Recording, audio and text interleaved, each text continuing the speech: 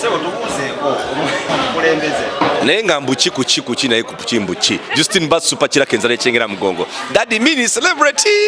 Ndio ne mami mini celebrity ekiganye. Tewali ndi izene tombuza nga ali ku shows zineza. Kanga mwa. Abantu bakola abakange. Okay. Abalaba BTM Bamtarena na Lumansi yikana sweetheart. Mbalamusiza nnyo mwebale nnyo kubeera mwebale nnyo kunjagala. Yeah. Nenga kyekiganye kyekiriwo obadde otubuzeebuzeeko biki kati BTM tukusazeeko mbuki neno gisingina mugo byambuza ekiriwo nze ndi bulungi nnyo tuli mu lockdown nga wokimanyi naye mukama akyatukuumye nafulumiza akayimba akapya nakafulumya bakayita nkwagala naye ng'era ndi mu studio though eyo album yaggwa already nyina video endala eriyo naye nga era nazze mu studio kuba kati abamanyi bafanzi bange babadde balina ennyunta ya Rena na Lumansi naye kati nyina ennyimba eziwera era nga ngenda kuba nfulumya lumu ku lumu. Omwana ali atya? Omwana ali bulungi, akuze awezezza emyezi 6. Mukuzizza abandono nkuzizza ne Shanjali of course mukulu we bali okay mukama mulungi. Tata w'abaana ali atya?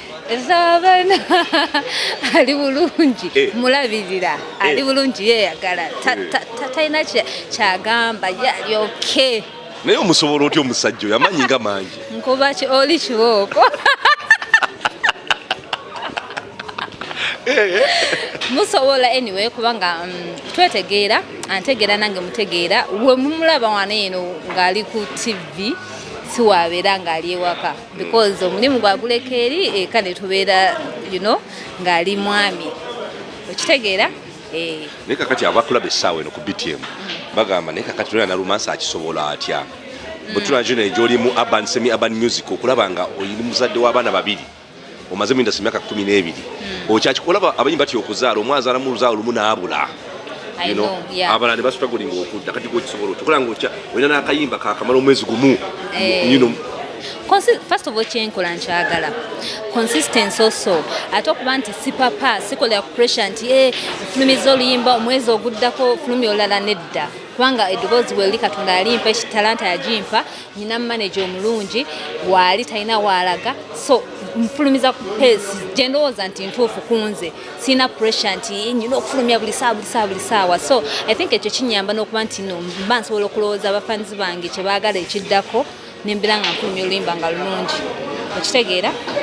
Oyogedde ku manager kyali akyali manager wo si tata w'omwana? Kyali eyo manager wange ate era tata w'omwana so ali 2 in 1. Awo mukikwasaganya mutya? Kati nga wenkugambye ewaka tubeera ku byawaka naye bwe tubeera nti tuzze eno abeera manager wange so tetumixinga home issues ne business okitegeera okitegedde nze abaana bikasawa nga bakitegedde nze nange nkitegeera tunakola tutya tunagenderawo yakati baserebu bangi bali eyo n'abantu bangi abazadde balina abaana baserebu naye nga bagamba baserebu tebasobola maka ddala abawala bino kikyoyinza okukyogerako ekyo advice gyoyinza obba wabi? Anti we bayingira mu eyo relationship for the wrong reasons nze ndowooza balina okuyingira mu relationships nga beetegedde naba abantu kale katugambe abali in the same industry naboye kyobadde obuuza oba just generally no basobola lwakubanga babatiisa bye babawulirako okitegeera kati abasajja baba bamanyi nti abawala abayimbi tebafumba okitegeera baagala ono because bye bawandiikako oba oli awo then abawala bati abasajja most men bajja with this thing ti ayagala just kubeera naawe akulekaawo okitegeera so nekibeera nga kizibu naye nze kyendowooza nti kisoboka olaba nze Rena na Lumansi ntukola ne Justin Bass nga tuli mu industry yeemu obeera nekyali oyo kubanga lugamba okufumba nga buli omu abeera wuwe tubeera ffenna waka era tuvaayo ffenna era tubeera ffenna era tugenda kuddayo ffenna okitegeera mwekoze ebintu mwenna So kisoboka katulina na romance budayo ku music wakafulumya akayimba kakamalawo mwezi gumu nkwagala kikyoyina kikyo plan nga kyekiriwo musical sintu tukusaba kapya nga abalaba bagamba nti no akapya kumbe kantekana bakaddiwa oli mutuufu kyemplanninga nze nga nkugambye ndi mu studio right now already nyinayo album yafulumizibwako nkwagala kuliko olwa gospel rena shootinze nduyina sinadufulumya naye ngaeyo album yo namba nayo yaggwa dda kati ate era ndi mu kola ndala oba ngiyite anti lockdown oba lockdown album empya okitegeera kubanga music aba akyuka all the time. So this one you're going to hear a new Rena Nalumansi fresh sound. So mba njiza abafanzi bange so ba expecting a lot of different stuff from Rena.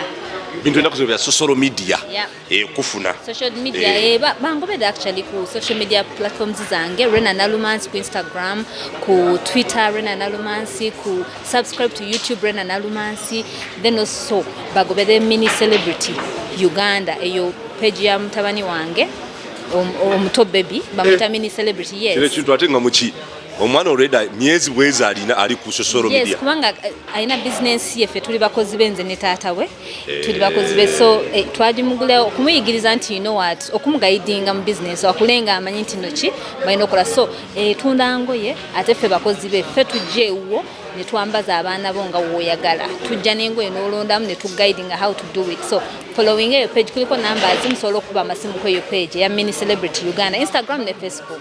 Bagiza bakula ku BTM esawe abantu ba ku BTM mbagala nnyo first of all mwebale nnyo kwekumirako mwebale nnyo kutuwagira fe abayimbi ba Uganda mu nsobi zaffe ne mu bulungi waffe mubaddewo ku raffe era netusanyuka nti mutwagala. So ennyimba empya zijja eza Rena Nalumansi mweyongera okumpagira mweyongera okutuwabula n'okubanga mwagala Uganda music tubebaza nnyo. Kati tusobola kulekera ddala genda kano ke kasemba yo manyi muzungu agamba you save the best for last. Ocha daddy mini celebrity chaliwo oyo mwana musindikire yo bugamba ino kubaala abakwali. Daddy mini celebrity Justin Bass Superchira aka Superchiraka enzala yechengera mugongo mwagala nnyo yebale kubera the best manager ever simanyi manager mulala bayira okujja ko Justin Bass then a very good dad and also my best friend mwagala nnyo akyongera kawa abakitabusi katubikirekera byebyo